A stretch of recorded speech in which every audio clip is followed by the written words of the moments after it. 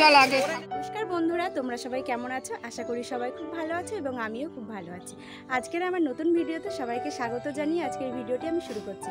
আজকের ভিডিওটি হলো অন্যরকম, তো সবাই ভিডিওটি দেখতে থাকো আর আশা করি সবার খুব ভালো লাগবে। দেখতেই পাচ্ছেন আমরা সবাই মিলে বেরিয়ে পড়েছি এবং কোথায় যাচ্ছি এবং কি করব সব কিছুই দেখতে থাকুন। দেখতেই পাচ্ছেন আমরা পুরো ফাঁকা মাঠের মধ্যে চলে এসেছি, কিন্তু একটাই প্রশ্ন, আমরা মাঠের মধ্যে এখন কি করব? তো চলুন পুরো ভিডিওটি দেখুন।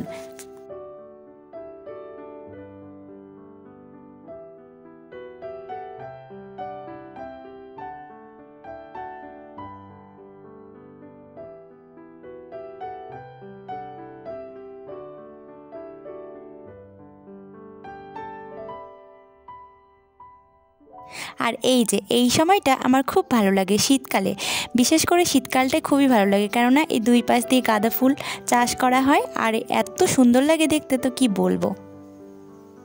আর এই যে আমাদের মাঠে আসার মূল কারণ হলো এটাই। আর আগেকার মানুষেরা দেবদেবতা বলতে গাছপালাকেও অনেকেই বিশ্বাস করত বা এখনও তারা করেন। আমাদের এখানে অগ্রহায়ণ মাসের প্রথম বৃহস্পতিবার এই উৎসবটি পালন করা হয়। এই উৎসবটি প্রায় 150 বছর ধরে হয়ে চলেছে। এই উৎসবটির নাম হলো, আমরা সবাই বলি, বনভোজন। আর বনভোজন মানে হলো বনের মধ্যে ভোজন করা, মানে বনের মধ্যে রান্নাবান্না করে খাওয়া দাওয়া করা আর কি। এই উৎসবটি দেখার জন্য অনেক দূর দূর থেকে অনেক মানুষজন দেখতে আসে। তারপরে এখানে এসে দেখি আমার সখীগণেরাও উপস্থিত।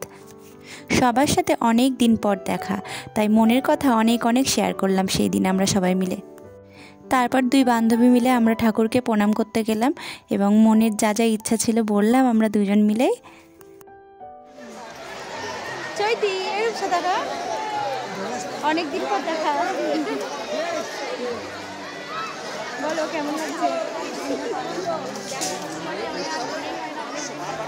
সত্যি তাই,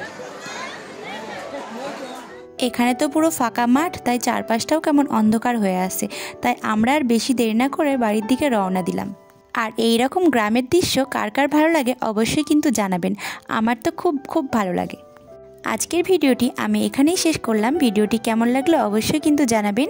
আর সবাই ভালো থাকবেন, সুস্থ থাকবেন আর আমার পাশে থাকবেন। সবাইকে টাটা।